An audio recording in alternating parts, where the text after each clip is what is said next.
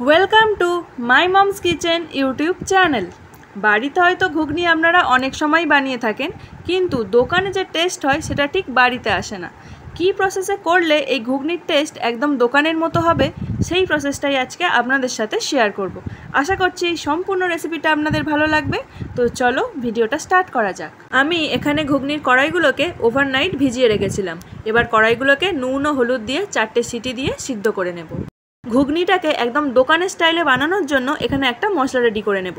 লাগবে 5টা শুকনো লঙ্কা, 5টা এলাচ, 1 টুকরো দারচিনি, 4টে লবঙ্গ, 1 চামচ জিরে, 1 চামচ ধনে ও 1 চামচ মৌরি দিয়ে সবগুলোকে ড্রাই রোস্ট করে নিয়ে পাউডার বানিয়ে নেব। এবার কড়াইতে তেল গরম করে নিয়ে তাতে একটু চিনি দিয়ে মিশিয়ে নেব। চিনিটা যখন একটু লাল লাল হয়ে আসবে তখন দিয়ে দেব পেঁয়াজ কুচি, দিয়ে মিশিয়ে নেব।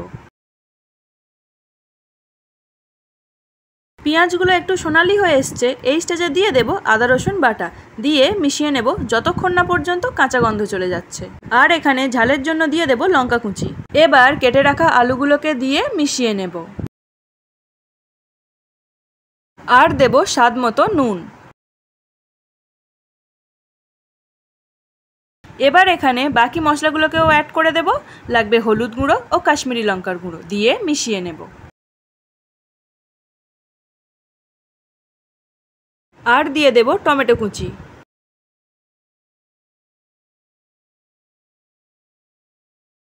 আর এখানে দিয়ে দেব ধনে গুঁড়ো ও গোলমরিচ গুঁড়ো, দিয়ে মিশিয়ে নেব।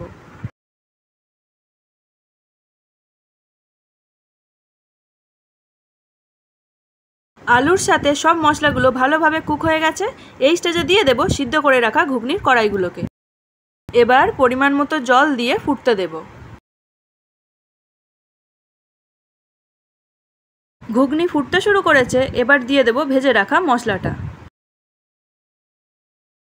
ঘুগনি কিন্তু অলমোস্ট রেডি হয়ে গেছে। এবার ধনেপাতা কুচি দিয়ে মিশিয়ে নামিয়ে নিলেই রেডি আমাদের আজকের রেসিপি ঘুগনি। রেসিপিটা আপনাদের ভালো লেগে থাকলে অবশ্যই একটা লাইক, কমেন্ট অ্যান্ড সাবস্ক্রাইব করে দেবেন।